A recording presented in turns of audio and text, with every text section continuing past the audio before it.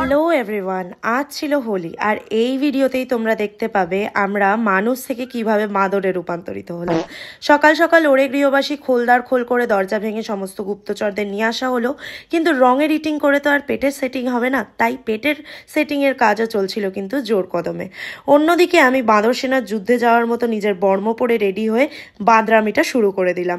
এদের আশ্বাস দিচ্ছিলাম যে যা রং আছে সব বেলুনে করেই ছোড়াছুড়ি হবে, আর তাই শুনে তো এরা ভল্লুক ছানার মতো হাত পা তুলে নাচানাচি করতে শুরু করে দিয়েছিল। কিন্তু আমি তো জানতাম আমি কি, আমি অপেক্ষায় ছিলাম ঠিকঠাক একটা মুহূর্তের, যেই সময় এদেরকে রংটাকে মাখানো যাবে।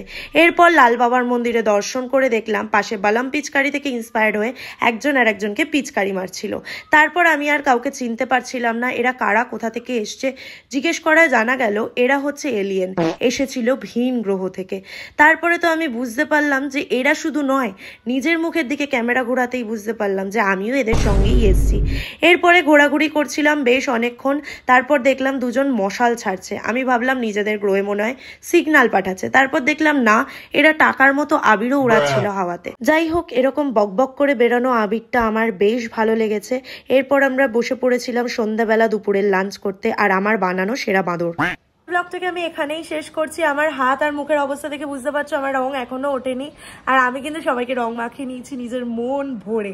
আর এই ধরনের ব্লগ তোমাদের কেমন লাগলো সেটা কিন্তু জানাতে ভুলো না। আমি ব্লগ ফার্স্ট টাইম ট্রাই করলাম, জানি না কেমন হবে, কিন্তু তোমরা যে পরিমাণে আমাকে ভালোবাসা দাও তার জন্য আমি অনেক অনেক অনেক বেশি কৃতজ্ঞ।